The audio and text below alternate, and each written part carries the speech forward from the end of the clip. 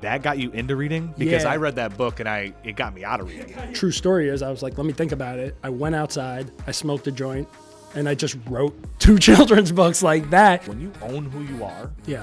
I'm an asshole. Yeah. I own it. I don't think you're an ass. But He can be. Yeah. I tell you I'm on the road. About to get all this dough. Me and no fuck niggas know. I swear to God we the ghosts. This ain't the story they told. Man, if you know, then you know. I never had to tell my dogs that we on rough for greatness. They paper getters, they want money more than they want fame. Welcome to the Real Oshow podcast. I'm Zachary. I'm Joshua. And joining us today is Derek Siskin, creative director and the author of the Bedtime Chronicles. Also, you can catch him on the Put On podcast. Welcome to the show, Derek. Thanks for having me, guys. It's a real pleasure. And honestly, when we're doing some research, obviously this has kind of been a long time coming. Long time coming. For real. It was on the books, then we had to reschedule, and it's been some time, but it's great. It's kids great. and family come first. Of course. Got to. But I really want to get into the children's book you wrote and how it was hip-hop inspired. So talk about the Bedtime Chronicles, how it came about, and what inspired you to do it. First off, I have kids, right? But basically the pandemic hit, and I had a buddy or like a mutual acquaintance that kind of reached out to me and said, would you ever consider writing a children's book? And it was something that I've thought about before in the past.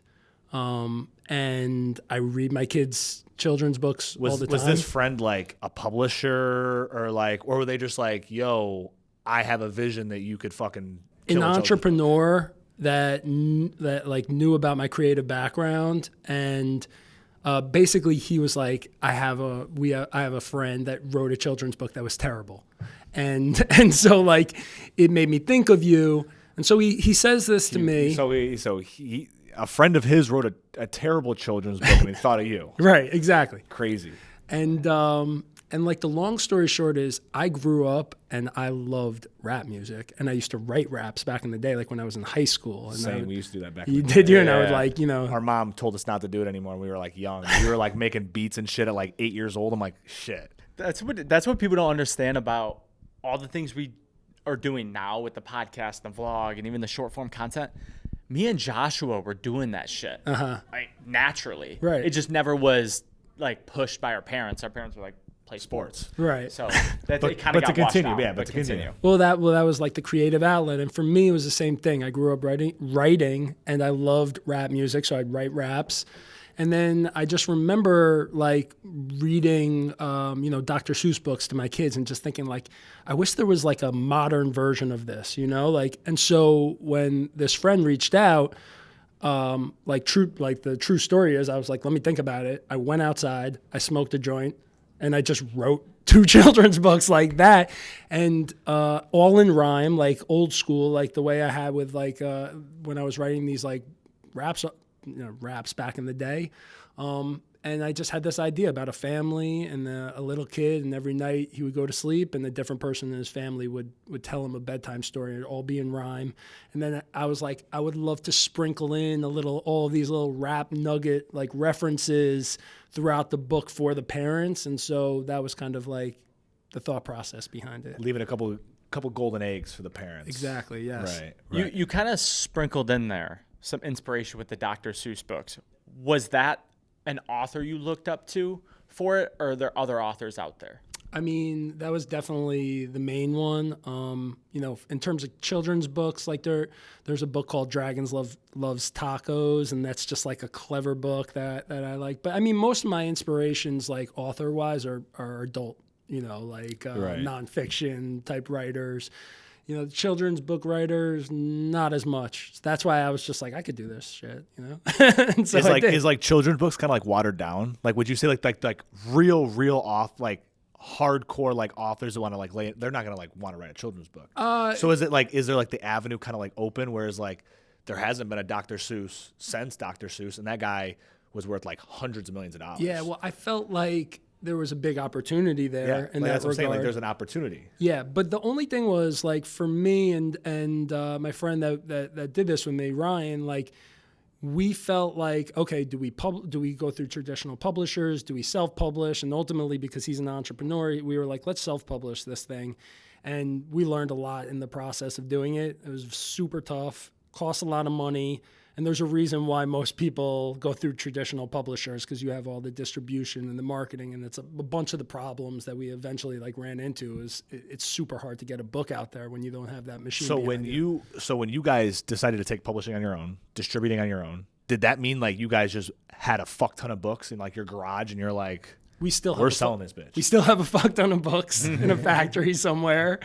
So a factory has them. Yeah, and like I would say it did really well locally, but like Right. nationally, not as much. And like there's still a lot of books, and it's kind of one of these things where it's like shit, like we're definitely, we've invested money, we have people that have invested money in it, and it's one of these things that like in the long run, I don't know how it's gonna go, but right now it's kind of like a little bit of a burden. So taking what you know now, yeah, how would you attack a book? Would you go towards the children's angle, or would you be like, I want to go a different avenue, and I would have to do it with a publisher? Like what are the things that you would learn on the next go around? Yeah, I think it's a good question, because after I did that, I started trying to write like a nonfiction book. And as I was doing it, I was thinking all of these same thoughts in my head, which is like first-time authors kind of get screwed. You don't get great deals, like unless you have a big name or something to attach to Right. it, you're going to get taken advantage of. So I would say that like self-publishing is really tough, but it's doable. And I think a lot of times when people think about like being an author and writing a book, it seems like impossible. And that was something that I felt. And then I went through the process, and it's like anything else. Like it's not impossible. You could do it. It's just really hard afterwards to like sell your book and get your book out there. I've heard a lot about people who have gone independent or even like have gotten deals with publishers. It's a lot like record label deals with music. Like it's pro record label, it's pro publisher. But with all that, give a young entrepreneur one book you would recommend. Man, I would just say this. I read so much. Like that's one of my big passions, is I read Every a day? lot. Every day. Yeah. Every day. How long? Like if I'm on the train, I'm reading on the way here and there and back. I'll take time out of my day to read just for like a half an hour. I love reading because I feel like I hit a point. And I'll say one of the books that kind of turned me on to reading, Think and Grow Rich. It's an old school book, right? Interesting. Yeah, that got you into reading? Because Yeah. I read that book and it got me out of reading. It got you out of reading. I was fucking reading that like, this is like dry. Well, as listen, the it's paint on super the wall. dry. It's a little bit I've read dry and it's old school, but like at the time I had just lost my job and I was like trying to start a startup business, and it just kind of got in my head of like, this is how you do it. Like if you have an idea, you could pull it out of the ether and kind of turn it into something that becomes an actual, real tangible thing. Right. So I would say like, there's a lot of books in my mind, like How to Win Friends and Influence People, old school book, still practical to this day, great for entrepreneurs. And then on the creative tip, like there's a book called The War of Art, Stephen Pressfield, amazing. Rick Rubin's book, The Creative Act, incredible. That's been all over. Yeah, all over. A lot of people I would love definitely that. check that one out. Oh, I haven't. so I haven't good. yet. There's a million fucking books. I love reading. Like I could go on for days telling you about books. Morgan Housel's new book. There's a guy, Tim Urban, who just wrote this book that's incredible. I could give you books for days. Man, I respect people who fucking like can read. It's like a fight for me to read. I try to read 30 minutes a day, but it is a fight. It's a fight. It's a fight. If you find stuff that you're interested in, Yeah. once you find that, all of a sudden you love it. And I'll just say this, like I have times where all of a sudden like I'm not reading as much, and then I fall back into the trap of like scrolling on TikTok or Instagram. And then what ends up happening is I have like anxiety. And I start feeling like depressed. And then whenever I feel like that, I'm like, all right, I just need to get off of that. Then I read a book, and it's almost like meditating. It's like, it has like a real calming effect on me. I'm able to like clear my mind. I'm not having that anxiety and all of the things associated with being on social media. That makes a lot Just of to sense. switch it up a little bit. So you're a creative director. What do you think the next big thing in the creative industry is? And if you had a crystal ball, like what's one thing that you would be like, you need to go do that right now? I don't know the answer to that last part, but one thing that I feel just like in creative industry, I mean, that spans a lot of different things. Like a creative director can be a creative director in a million different ways, right? For me, like being at a content business, a media business, I think one thing that I feel is like the pendulum has swung so far in terms of content and the way that like content is made and like how oversaturated it is right now. Like if you want to do a podcast, let's say, and I was talking to Josh about this earlier, it's like now you have to produce a whole show. It's like you literally have to cut clips and you have to do that to promote the show. And I tend to think that it's going to end up going the other way, that maybe it can go back to just being audio and it's not going to be as big about like you have to have a show. Yeah, we talk about this all the time. It's honestly, it's like the short form wave, right? Everyone's been jumping on this whole train of like make these fast. And like, yes, you can definitely grow like that, but you have different audiences. Like you said, like I think that right now everyone's adapting to like the quick now. No one has an attention span. But I think it's the opposite. It's people want more content. It's how Joe Rogan wins on a 4-hour podcast. Yeah. Obviously, it's Joe Rogan, but he has great content, and over time, that wins. That's the content I consume. So like I say, I read books. My favorite content to consume is long-form podcasts, you know? And like, Same. I'll listen to it. Everybody's like, how do you listen to a 3.5-hour podcast? I'm not listening to it all at one time. I'm listening it in increments, right? So that's one thing. And then the other thing I would just say is like off of the way that social media is now, right? And like how crazy it is. And especially now with like it being so divisive and all the political kind of shit that's going on, I could see social media going in the other direction where it's like they start making apps where you go on them to do like IRL stuff, like apps that are meant to take you off of apps. You know, things that, and especially like on social media where there's so much negativity and there's so like also like. You don't think it's going the opposite way? Because I think it's almost going like the opposite way where like Elon wants to make X, which is everything. Yeah. You're going to be able to bank on that app. I'm going to message on that app. I'm going to go have social on that app. So it's like you think it's going to go the opposite way where it's like, no, they're going to break it up. I think people are like yearning for just like simplification and they're yearning for just like, how do I get myself off of these apps? Like I spend an hour and a half scrolling on TikTok and then I'm like, get off of it. And I'm like, what? I just wasted an hour and a half. Like, what am I doing with my life? Like, like I say, it makes me anxious and depressed. And I'm like, what if there was something that was like, okay, I go on this app and it's meant to, you know, help me meet people to go on a walk or something, you know what I mean? That's or like do an activity like that I would be down with, you know, like some community thing that's formed on the app, but that's taken off. I like that. I actually agree with both of you on the points. And I say that because one, I think people who aren't super conscious of their life are going to be on social media way more and want to be consumed by it. Now I think people who are conscious have those thoughts where like, man, why the fuck am I just scrolling TikTok when I could be doing X, Y, Z? Right. And I think that is going to be the revolution. But Josh was also right where people do want more content. And that's what I've always said to him. I was like, the short form is the arbitrage. Yeah. The long form is like, if people really like you as a person, they want to hear you talk in a 20, 40, 60, 3-hour podcast, video, whatever it is, because they want to consume that. They want to hear what you have to say, just like how Joe Rogan has 3-hour podcasts and everybody's waiting for it to drop 5 days a week. Right. And by the way, like, I think you're right about everybody having a short attention span and just like the whole nature of that. But it's also like we're all addicted to our phones, right? I just think kids. I think kids nowadays, it's like I look at a phone, my nieces. Yeah. They don't look at screens at all. They're almost 3 years old. They've never really seen screens their whole life.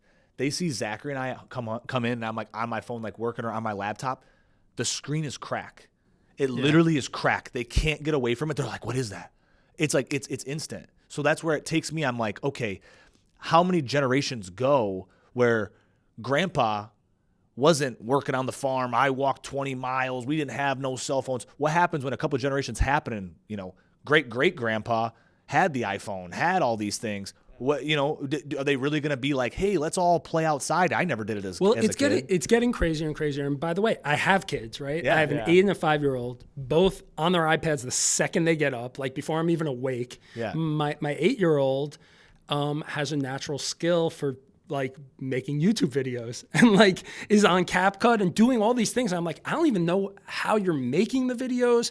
And it's this thing where like, I don't want to stifle his creativity, but me and my wife are like worried about it. Cause he's like, Dad, look, I got like 20 comments. I'm like, who the fuck is commenting on your like we have to put restrictions on you this gotta thing. definitely It's out of restrict it, but at the control. same time I always think about it, I'm like, bro, if my parents weren't like so consumed with sports being like, you need to get a scholarship because we're not paying for your college, if they would have took it the other way and been like, yo, play sports, but like do that, keep doing that, keep writing, keep building shit on your computer. Right. Like my parents saw me on a computer and they were like, oh, he'd be good at like programming and shit. And I'm like, who the fuck cares about a programmer? Like if I would have been creating, like if I would have edited, because I edited in high school, like very vaguely, stopped, and then I picked it back up and just retaught myself. I was like, if I would have just stuck with it till now, I'd be able to do literally anything on this earth. Editing. Well, that's what I'm saying to my wife about my kid. I'm like, it's probably going to be the most valuable skills that he can have when he gets older, right? And have like personal brand stuff and be, have these editing skills. But, it's just, I always think about it like this, like, is it all relative? Like the way that he's on his iPad, is it like when my parents were like, get off, the video games and like stop watching TV? For sure. Is that the same? I think it's identical. I almost think it's worse though. It's got to be I do worse. think it's definitely worse. Definitely worse because I mean, if you look at screen time, right? Screen time has gone up astronomical. Since iPhone, I want to say iPhone, smartphones have become a thing. I kind of want to stay on the creative director part though. As a creative director, again, very broad, and it could mean a lot of different things. But what brands are you looking at being like, fuck, they do it the best, and they almost kind of like inspire you to be like, we need to try an aspect of this. Yeah, I would say one that comes right to mind in my head is Kith, because I just feel like everything they do. What is that? Because I don't Kith, even fucking know the what that is. clothing brand, the one that just did the collab with the Knicks. Yeah.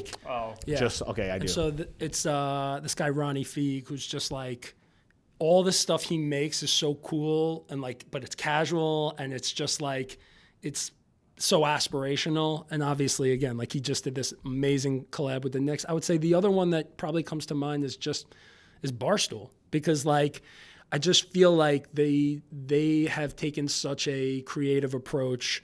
They have so many innovative sub-brands, right? And like to a whole generation, like they are the thing. They're the North Star, right? For real. And again, talk about a brand that doesn't create so much short form creative. Well, one, out of every company in the whole world, they create the most organic content. Right. They make their own content. And not to mention, they make long content. So it's like, that's why they win. Yes, they make short content, but every single person in there has a show, has a segment. They have every vertical covered. And they win because it's unfiltered. Yes, it's they're unapologetic. themselves. They never have to worry about, oh, am I doing this? They just fucking do whatever they want. And then they, and they worry about it later. There's something to that, though. When you own who you are, Yeah. I'm an asshole. Yeah. I own it. People aren't mad at me so much when I'm an asshole. Like it just is. They're like, oh, fuck, he's just an asshole. I don't think you're an asshole. But it is. You know what I mean? So it's like, it's can the thing. be. Yeah. It's like the thing. Today you're an asshole. Yeah, but like, you know what I mean? It's like that thing though, where you're just like, when you own it, it's easier for people to be like, yeah, that's what it is. When you fake it and you're like, I'm this great person, and you're really not, and then you get exposed, that's where you get the big fallout. Well, I think what a lot of companies fall into the trap of is like, and I see it all the time. It's like, oh, there's a Hot Ones, right?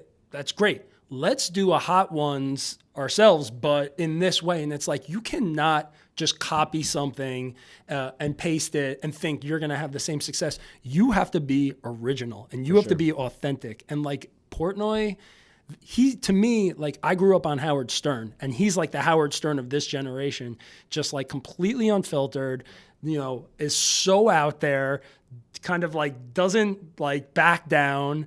And guess what? People fucking respect him. He's got like the most loyal fans, and he's had incredible success. He's absolutely unstoppable. I want to transition as like we kind of wrap up and close it out. I have one question because I'm curious about, obviously you being from a different generation, having family and kids, it's different than where me and Josh would think.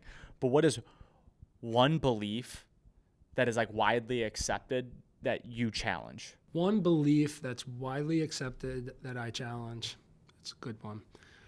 I think like I've always felt kind of like an outsider when it comes to the conventional, just like workplace and just, corporations, and like I'm at a corporation, right? But like, still I just feel like the way things are now, you can't. A lot of people always talk about like, well, look back in history, right? And like, that's how you kind of take the view of what's going on in the future. And I feel like things are constantly changing all the time. So you can't like look at what happened yesterday and use it as the litmus test for like what you're going to do today or tomorrow. I think in the last couple of years, I mean, think about the things that have happened in the world. Like every single year, there's shit that's unprecedented. And so I take the approach of like, definitely always having to be original and authentic, right? And never copying or like always trying to find your most authentic self. And I guess that's not like going against any sort of conventions, but I just always like to challenge the status quo. Like if there's something that even feels remotely like something that's happened before, or like any sort of idea, like, then I don't even want to touch it. If you're going to tell me, oh, somebody might have, I don't even want to approach it. Like, I just want to have my own original thought, my own original ideas.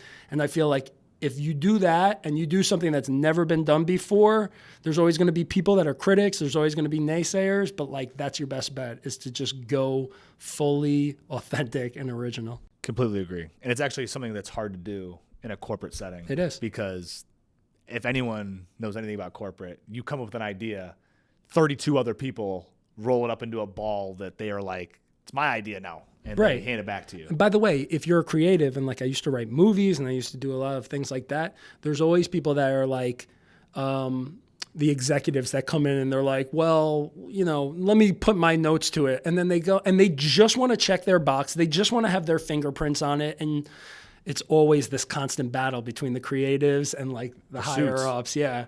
Yeah, and it's a tale as old as time. So you really have to be protective of your own stuff. And like, I credit you guys for just going out there and just fucking doing it. That to me is inspiring because like, I kind of had the same approach of just fucking do the reps. Just keep fucking doing it and then keep learning and seeing how it goes, how it evolves, make kind of like your assessments based on that. But like, that's how you fucking win is you just do it. You do it until you figure it out. It's a term that's used a lot around here and I've grabbed onto it because it's so true.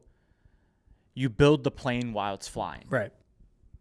Take off. Build it as you go. Me and Josh have been doing this for over a year. Every day we're evolving. Mm-hmm. We'll make a good video and be like, fuck, we wish we did it this way. Oh, we should try this. Like, we're on podcast 74. We got to fucking change everything. You know what I'm saying? You're forever evolving if you want to win. That's why I compare making content to sports and music because it's all the same shit. Yeah. It's creativity. It's competition. It's work ethic. It's consistency. And that's how you win. I'm on podcast 13, by the way. Nobody realizes how fucking hard it is to do a podcast. Bro, like it's also like it's easy. It's also 99% of podcasts don't get past like episode 10. Right. Yeah, there's a Jesse Itzler clip where he talks about it, right? Like, I mean, I wouldn't even say just podcasting. Content in general. Yeah. Make 10 clips of anything and get back to me. People look at me all the time. They're like, man, your job, dude. Fuck, you could go to Miami. You could do all it. Bro, it's easy. You're doing your job's easy. I'm like, bro.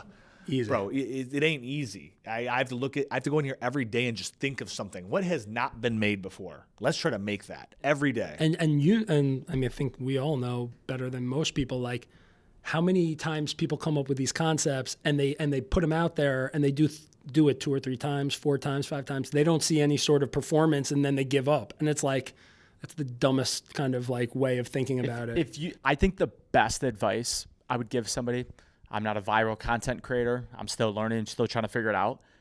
I think in your head, if you think you have a good idea, try it 100 times and then decide if it works. Right. Just like you should do 100 podcasts. We should do 100 vlogs. He has probably, how many Who Is This have you done? 100? No. Less? Way less? Way less. Okay, well, we can't change the Who Is This. That's the structure. It's just doing that. And that one, in some of those videos win. Yeah. You know what I mean? So it's like, we're still looking at like, fuck, how could we make these better?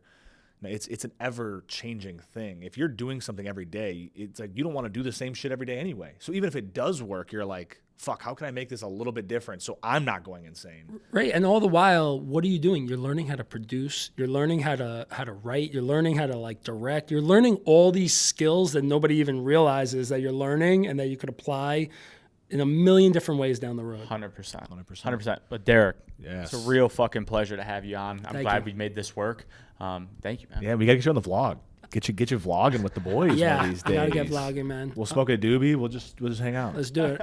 Sounds good. I'm like too much of a boomer to vlog. All right, awesome. See you guys. See ya. Peace. I tell you I'm on the road.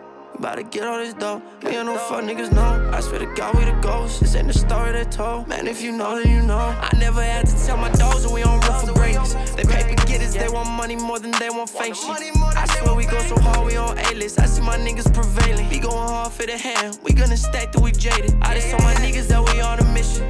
Yeah. It's gonna be hard to get it. We too on par for the misses. I put my heart and my feelings on tracks I don't even feel. We bout till we drip. We bout till we fall.